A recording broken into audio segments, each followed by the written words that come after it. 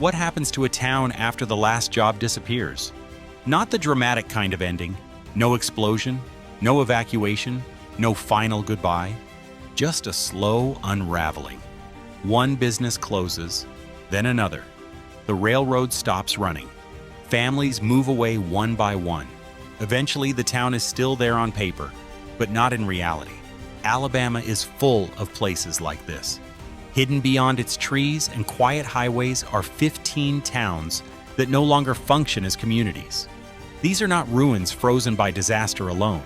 Some were erased by economic shifts, others by changing transportation routes, and some simply slipped into obscurity. This story is not about sudden collapse.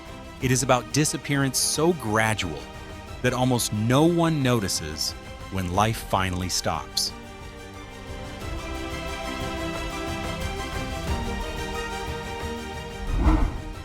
In southwestern Alabama, Frisco City once mattered because trains passed through it. That single fact shaped everything. The town existed as a railroad stop along the Gulf, Florida, and Alabama Railroad, and for a time, that connection was enough to keep it alive. When the rail service ended, Frisco City lost its reason to exist. People began leaving, not all at once, but steadily.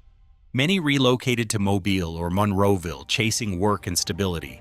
What they left behind was a main street filled with abandoned storefronts, weathered wood buildings, and signs that no longer pointed to anything useful. There is an odd twist to the town's identity. The name Frisco was inspired by the St. Louis-San Francisco Railway, a major railroad line that never actually reached the town. Frisco City was shaped by railroads and ultimately erased by their absence.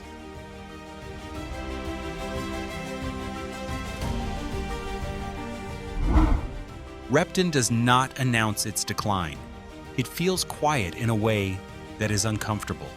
The road still runs clean and straight through town, but nearly every business along it is closed. There was a time when trains passed through regularly, hauling timber from sawmills and crops from nearby farms. That steady movement gave Repton a pulse. When the tracks went silent, the town followed. One of the last moments when Repton captured attention came in the 1970s, when stories of the so-called Repton monster spread through local media. Described as a tall, hairy creature roaming the woods, it briefly turned the town into a curiosity. Some even claimed it was Alabama's version of Bigfoot. The attention faded, just like everything else. Today, Repton remains standing, but barely lived in.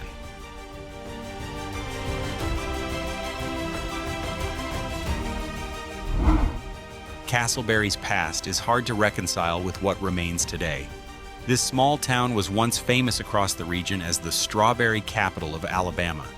During peak harvest seasons, the economy revolved around fruit. Festivals brought visitors, farms thrived, and the town felt alive. Then the conditions that sustained it disappeared. Agriculture declined, rail access ended, fields stopped producing, and families moved on. What remains are scattered buildings and land overtaken by wild grass. One local legend adds a layer of desperation to Castleberry's history. During World War II, an old warehouse on the edge of town was rumored to host secret gatherings where farmers quietly exchanged goods outside official channels, doing whatever they could to survive. Today, that sense of survival is gone. So is the town that once needed it.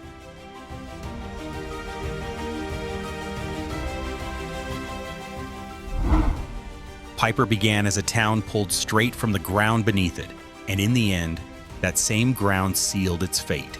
Founded in the early 20th century by the Tennessee Coal, Iron, and Railroad Company, Piper was built to serve coal and nothing else. At its peak, the town was loud and alive. Miners moved in steady shifts, heavy machinery ran day and night, and rows of company houses climbed the surrounding hillsides. Life here revolved entirely around what came out of the earth. When the mine closed, that purpose vanished almost instantly. Below Piper, the past still lingers. Records and geological surveys point to an underground maze of abandoned mining tunnels stretching hundreds of meters beneath the town. Some collapsed, others flooded, all left behind. Researchers who have examined the site note that traces of coal remain buried below, slowly oxidizing and releasing heat. It gives Piper an unsettling reputation, a town that never fully went cold, still quietly reacting beneath the surface, long after life above it stopped.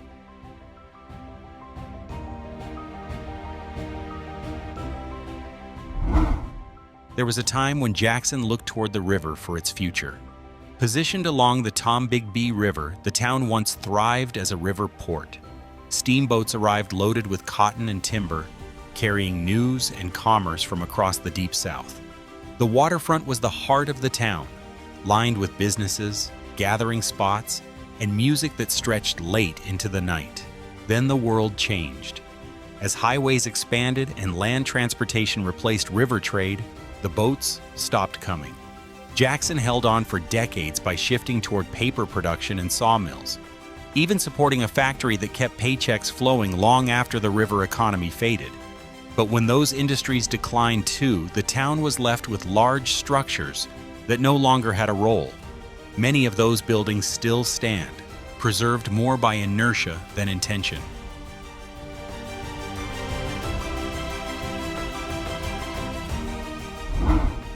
In Millry, decline did not arrive suddenly. It crept in slowly. This small town was once sustained by the pine forests that surrounded it. For years, mornings began with the sound of saws and logging trucks, hauling timber south toward large mills in Mobile. As demand weakened and the forests were gradually depleted, Millry's economic foundation eroded. At its height, Millry was also known for its turpentine camps, where pine resin was processed for industrial use. Many black laborers, newly freed after the Civil War, came to the area in search of work, and some built permanent lives there. Today, faint traces of those camps remain at the edges of the forest. Rusted tools, scattered foundations, and paths barely visible beneath layers of moss and fallen leaves. Millry still exists on maps, but much of what once defined it now lies hidden, slowly being reclaimed by the woods.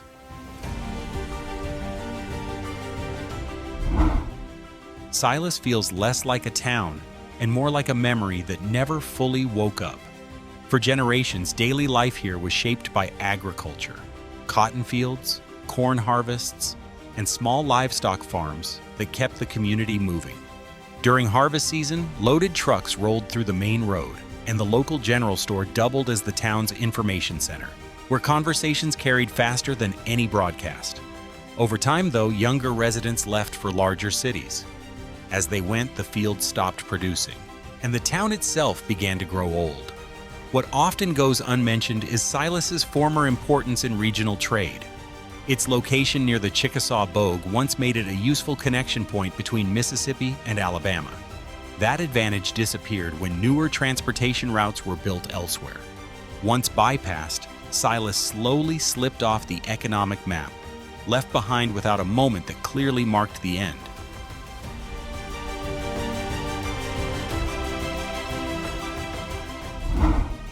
There is a quiet tension in Coffeeville that feels heavier than simple abandonment. Sitting along the Tombigbee River, this town once served as a river trading stop, moving cotton and lumber through its small port. In those years, the riverfront was active and purposeful. Today, that dock exists only as a faint shape, nearly hidden by overgrown trees. The main road sees little movement, and old homes remain standing, frozen in a state of waiting. Coffeeville's silence is layered with history.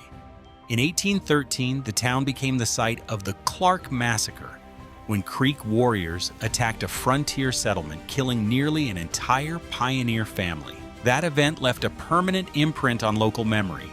While the economy has faded, the story remains, keeping Coffeeville alive not through activity, but through legend and historical weight.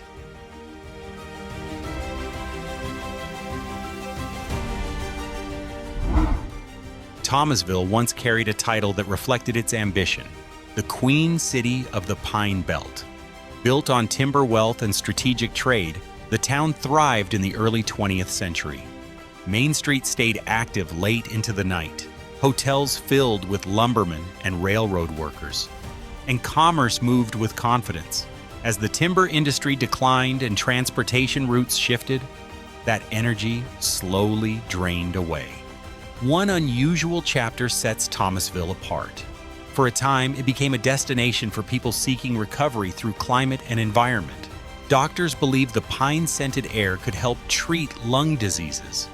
Drawing patients from across the region, sanatoriums appeared in the surrounding hills, promising health through nature. Today, those facilities are gone in function, reduced to broken foundations and decaying beams. Thomasville remains on the map, but much of what once defined it now survives only in fragments scattered through the forest.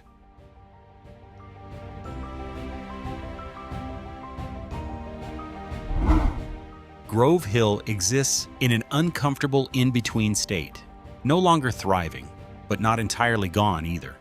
As the former administrative heart of Clark County, the town once revolved around its courthouse, churches, and schools tucked into rolling forested hills. In the late 19th century, Grove Hill functioned as a meeting point for farmers and traders moving goods through the Tombigbee River region. That role has long faded. Today, many of the town's red brick structures remain upright, but most sit unused, preserved more by time than by purpose. There is also a quieter story that lingers beneath the surface. Grove Hill is home to one of the oldest hospitals in the region, Grove Hill Memorial Hospital, built before World War I. Local residents often speak of it in hushed tones. Stories circulate about lights flickering on the upper floors late at night, long after the building should be dark. Whether it is aging infrastructure or something more symbolic, the hospital has become a reminder that Grove Hill's past still refuses to fully let go.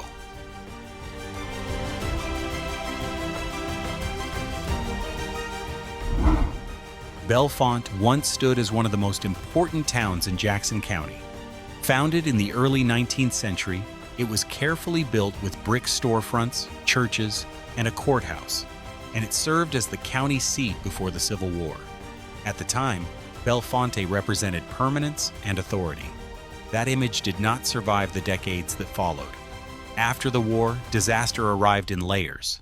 A cholera outbreak swept through the area, weakening an already fragile economy. Businesses closed, families packed up, and homes were left behind.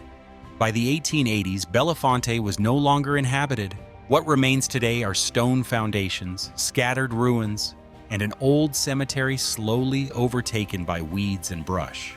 Historical records show that the town once supported an academic institution known as Bellefonte Academy, where the children of officials studied subjects like law and Latin.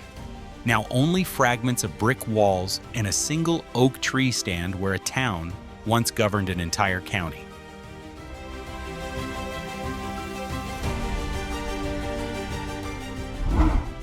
Often described as Alabama's most well-known ghost town, Old Cahawba earned that reputation through both ambition and failure. In the early 19th century, it was chosen as the first capital of the state, strategically placed at the meeting point of the Cahawba River and the Alabama River. On paper, Cahawba seemed destined for success. The city was laid out with wide streets, elegant federal-style homes, and a river port that handled steady trade. Reality proved less forgiving. Seasonal flooding repeatedly damaged homes and infrastructure, and outbreaks of malaria drove residents away. Government offices relocated, businesses followed, and the population drained out one household at a time. Today, Old Cahawba is preserved as an archaeological park rather than a living town. Visitors can still walk among the foundations of the former State House, pass through historic burial grounds, and see a brick well that has become the subject of local ghost stories. Cahawba did not simply fail.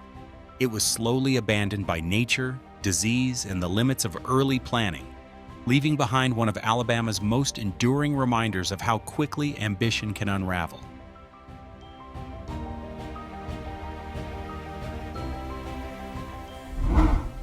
Arcola began as an idea more than a settlement.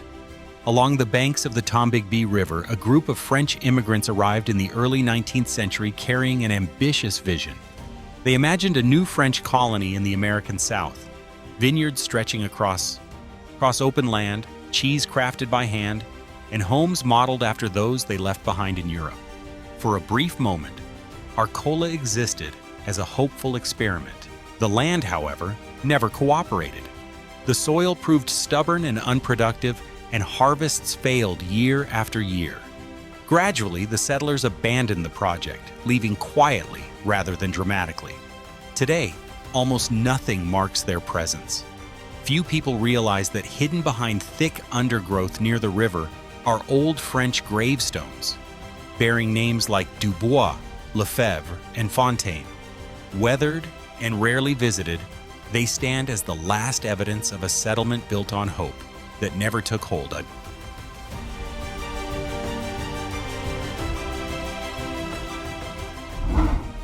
Perdue Hill appears calm and unassuming now, but it once played a meaningful role in river commerce. Positioned along a trade route between Claiborne and Mobile, the town functioned as a regular stop for steamboats moving goods toward Mobile Bay. During that period, river traffic sustained the local economy, giving Perdue Hill a relevance that far exceeded its size. One of the most important remnants of that era is the William B. Travis House, preserved as the childhood home of William B. Travis, the man who would later write the famous letter from the Alamo. To prevent its loss, the house was relocated from Claiborne to Perdue Hill. The town also once hosted the Perdue Hill Masonic Lodge, among the oldest Masonic halls in Alabama, where local power brokers and community leaders once gathered. Today, those influences are gone, leaving behind only still air, river moisture, and a handful of quiet wooden buildings holding their ground against time.